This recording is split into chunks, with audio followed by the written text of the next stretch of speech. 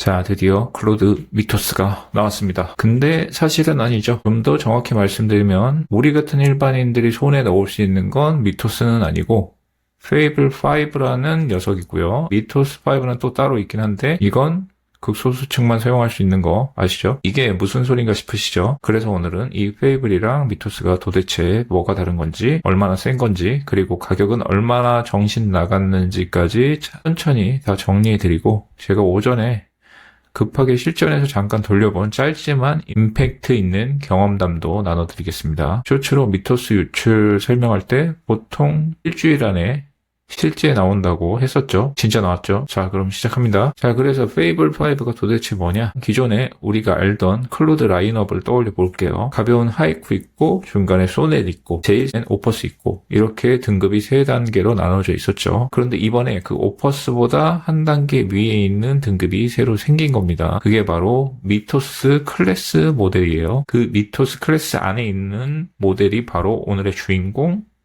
페이블 5라는 거죠. 자, 그럼 한 줄 요약. 페이블 5는 지금까지 엔트로픽이 만든 모델 중에 역대 최강이란 건 맞고요. 그 잘 나가고 제일 코딩계의 1왕이라는 오퍼스 4.8보다도 윗단계에 있는 모델이라는 거죠. 근데 여기서 의문이 하나 생깁니다. 그럼 미토스 5는 또 뭐야? 페이블이랑 뭐가 다른데? 자, 페이블은 안전장치를 끼운 미토스입니다. 결론부터 말씀드리면 페이블 5는 사실상 미토스에 안전장치를 잔뜩 달아놓은 그런 버전이에요. 밑바탕에 깔린 모델 자체는 똑같아요. 똑같은 엔진을 쓰는데 한쪽은 안전장치를 두르고 일반인한테 푼 거고 한쪽은 그냥 날 것 그대로 푼 버전 이렇게 나눈 겁니다. 그럼 왜 굳이 안전장치를 끼웠냐? 엔트로픽 말로는 이 모델이 너무 세서 그렇다는 거죠. 이걸 아무 제한 없이 그냥 풀어버리면 특히 사이버 보안 쪽에서 위험이 너무 커진다는 게 그들 주장이고요. 그래서 어떻게 했냐? 안전장치를 끼운 채로 출시를 한 겁니다. 구체적으로는 좀 위험해 보이는 주제,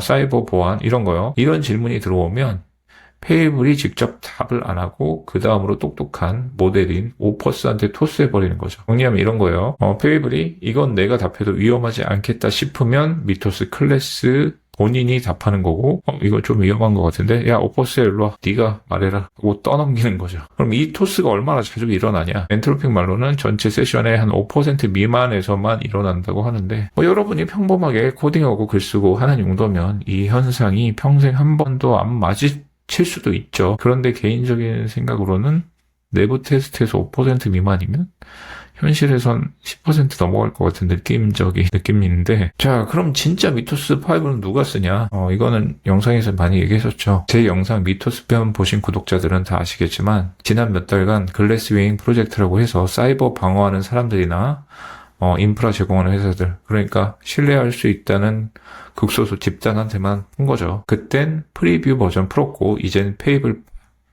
5 나오면서 그 회사들에겐 미토스 5를 풀어준다고 합니다. 그 집단이 되고 싶다 엔트로피가. 페이블이랑 밑바탕은 똑같은데 안전장치만 쏙 뺀 버전이라고 보시면 되겠고요. 우리 같은 일반인은 만지지 못하죠. 아쉽죠. 어쩔 수 없는 거고요. 얘네들이 만들었으니까 얘네 마음이죠. 자, 가격이 좀 미쳤습니다. 사장님이 미쳤어요. 자, 당연히 공짜는 아니겠죠. 페이블 5랑 미토스 5 둘 다 가격이 똑같은데 입력 토큰 100만 개당 $10, 출력 100만 개 $50. 비싼 건지 싼 건지 감이 안 오시죠? 비교를 딱 해드리자면 일전에 약간 나왔었던 미토스 프리뷰라는 게 있었는데 그거랑 비교하면 절반도 못 미치는 가격인 건 맞아요. 근데 그게 너무 비쌌던 거고 지금 우리가 쓰던 오퍼스 4.8이랑 비교하면 딱 2배입니다. 네.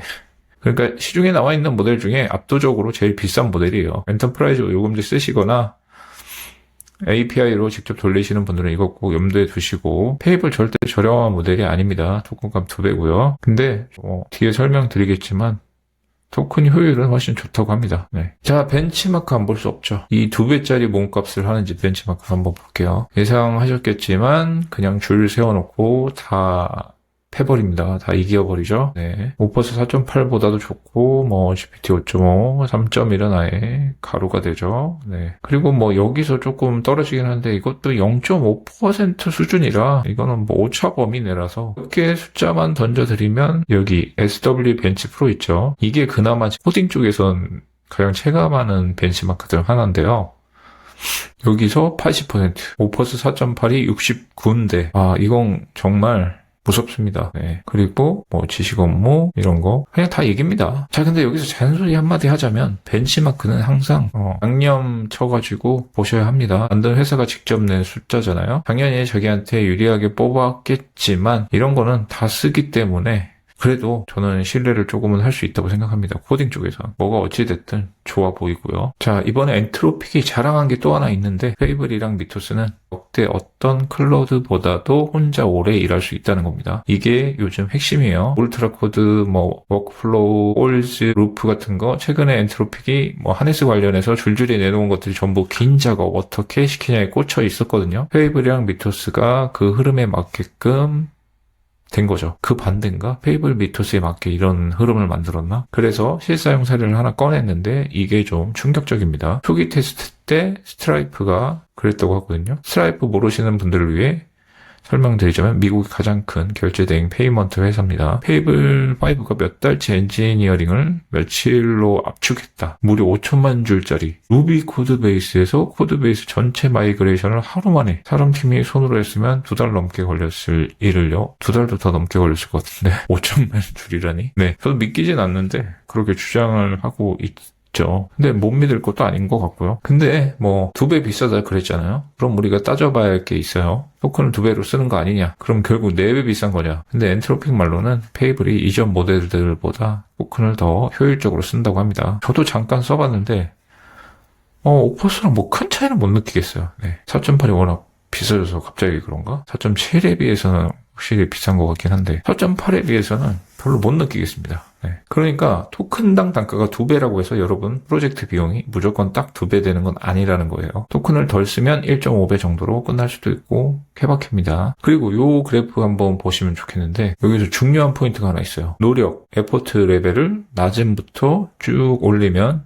하이, 엑스트랙 하이까지 올리면 거의 선형으로 정확도가 쭉쭉 올라갑니다. 오퍼스나 이전 모델들에 비해서 굉장히 어떻게 보면 합리적으로 올라가죠. 물론 비용도 올라가겠지만 하이를 쓰면 오퍼스 정도 수준밖에 안 된다는 거예요. 비용은. 맥스는 좀 비효율적이네요. 네, 여기는 오히려 떨어지고. 제가 맥스를 잘 안 쓰는 이유가 여기 있었군요. 맥스는 특별한 용도가 아닌 이상 코딩보단 리서치 단계에서나 쓰는 게 좋을 것 같다는 개인적인 생각입니다. 아무튼 선형적으로 좋네요. 저는 스윗 스팟이 여기라고 생각합니다. 자, 비전 부분을 또 빼먹을 수 없네. 비전이 뭐냐? 여기서 비전이라고 하면 이미지나 문서 넣고 읽혀서 처리하는 걸 말하는데 여기서 또 비약적인 도약이 있었습니다. 웃긴 게 뭐냐면 엔트로픽이 비전 자랑을 포켓몬 파이어레드로 했어요.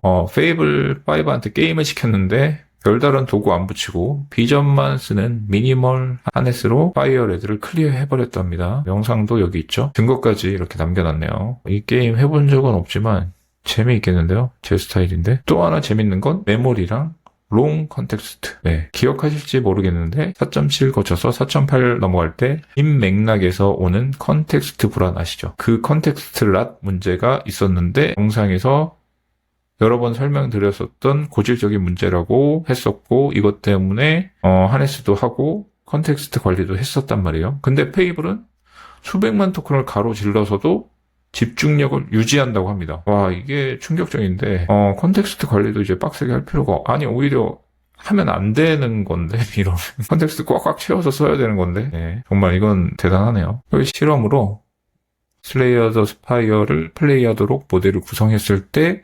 4.8보다 3배 더 잘했다는 걸 어필하고 있습니다. 파일 기반 메모리에 접근을 주고 메모리가 계속 쌓이면 컨텍스트가 막 늘겠죠. 그랬는데도 3배 잘했다고 합니다. 이 위에도 신약 설계, 이건 행성 궤도 운동 추적 이런 것도 있고 신약 설계. 이게 다 핵심은 오퍼스의 연장선상이 아니라 아예 새로운 등급의 모델이고 진짜 모델의 도약이라는 거죠. 그런 자랑이에요. 그리고 마지막으로 그래프를 하나만 보시고 가시죠. 이게 안전장치 아까 말했었잖아요. 세이프가드. 여기 보시면 안전장치가 얼마나 빡센지 보여주는 그래프가 하나 있어요. 이 모델들을 쓰면 공격적인 사이버 공격을 얼마나 잘 해내냐 보여주는 그래프인데요. 초록색으로 오퍼스 4.8 있고 그 옆에 미토스 프리뷰랑 미토스 5가 있죠. 예를 들어 파이어폭스 관련해서 미토스 5는 88.4의 공격 성공률을 보인 거예요. 근데 옆에 클로드 페이블을 보시면요. 0%입니다. 숫자가 잘못 나온 게 아니고 0이에요. 왜 0이냐? 페이블이 너 지금 나쁜 의도로 파이어폭스 가지고 뭐 하려 그러지? 를 알아채고 아예 시작도 못하게 막아버리기 때문이에요. 항목 전체에서 싹 다 0입니다. 그러니까 엔트로픽이 안전장치에 있어서는 확실히 보수적으로 간 거죠. 너무 보수적으로 간 거 아닌가? 근데 위 그래프를 보면 그럴만하죠. 미토스 5급 능력을 아무한테나 쥐어주면 큰 사고 일어나긴 하니까. 생물학, 화학, 증류 쪽도 똑같은 수준으로 막아놨다고 합니다. 이러니까 더 써보고 싶은 게 사람 심리이긴 한데 미토스 언젠간 갖고 말 거야. 네. 자, 근데 벤치마크 숫자만 백날 봐봐야 감 안 오시잖아요. 그래서 제가 처음에 부랴부랴 페이블을 직접 한번 굴려봤습니다. 아침에. 마침 제가 만들고 있는 프로젝트가 하나 있는데 이게 퀀트 차익거래 쪽이거든요. 여러 거래소 웹소켓을 동시에 물려야 되는 난이도가 상당히 높은 개발인데 솔직히 AI도 좀 버거워하는 영역이에요. 그래서 별 기대 없이 프로젝트 일단 컴팩트 시켜놓고 4.8로 하고 있었거든요. 딱 한 줄만 던졌죠. 이 프로젝트 한번 분석해봐. 이게 끝이었어요. 근데 결과가 좀 소름이었습니다. 일단 프로젝트 구조를 굉장히 깔끔하게 정리해주고 개선점까지 짚어주는데 거기서 끝이 아니라 치명적인 버그를 하나 찾아준 거예요. 네, 여기 있죠? 신규 버그 발견. 네. 근데 진짜 버그가 맞았고 이 코드 오버스 4.8로 짠 거거든요. 근데 오버스였으면 절대 못 잡았을 버그를 페이블은 그냥 쓱 보고 잡아냈어요. 뭐 리서치도 안 하고 심지어 엑스트라 하이도 아니고 그냥 하이 레벨로 했거든요. 추론을. 근데 오퍼스에 비해서 확실히 그레이드가 올라갔었다는 게 체감이 됐습니다. 오퍼스도 잘하는데 이런다고? 이게 AGI가 아니면 무시하는 그런 기시감이 들었는데 물론 지금 하루 돌려보고 절대적인 건 아닙니다. 딱 아침에만 써본 사람의 느낌이니까 그 느낌만 구독자분들께 공유드리는 거예요. 그래서 결론, 코딩 교육이랑 개발자들 좀 큰일이 난 것 같아요. 저 포함해가지고. 오해는 마세요. 개발자가 사라진다는 얘기가 아니고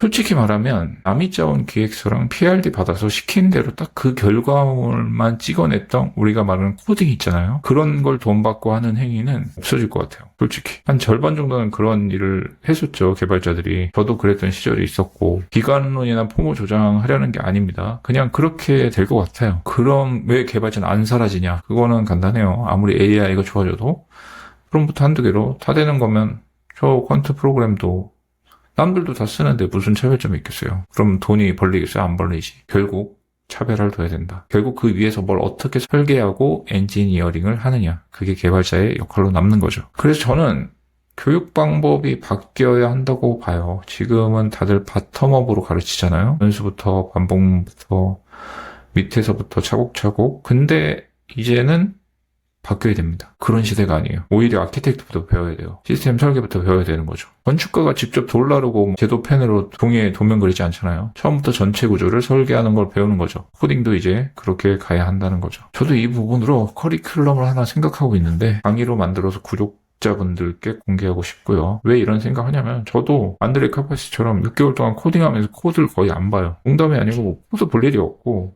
보리스도 마찬가지요. 자기 6개월 동안 코드 본 적이 없다. 클로드 코드를 만든 사람도 그런데 여러분도 그러시지 않을까요? 코드 보시는 분들이 있어요, 요즘에? 물론 특수한 분야 빼고요. 금융이나 이런 쪽. 코드를 안 보는데도 왜 이렇게 쉽게 유지보수 가능하게 잘 짜지는 걸까? 제가 잘난 척하려는 게 아니라 거긴 분명히 모르는 사람과 다른 차별적인 이유가 있을 거란 말이에요. 내가 어떤 지식을 갖고 있길래 에이전틱 코딩을 남들보다 잘하는가? 나는 코딩을 안 봐도 유지보수 가능하게끔 어떻게 짤 수 있는가. 그걸 정리해서 이제 막 시작하는 초보자분들이나 일반인분들한테 알려드리는 거. 그게 지금 필요한 개발자 교육이라고 생각합니다. 코딩 교육이 아니라 엔지니어링 교육이라고 할 수 있겠죠. 자, 말이 너무 길어졌네요. 오늘은 여기까지 하고요. 영상 도움되셨으면 좋아요랑 구독 한번 눌러주시고 다음 영상에서 뵙겠습니다. 감사합니다.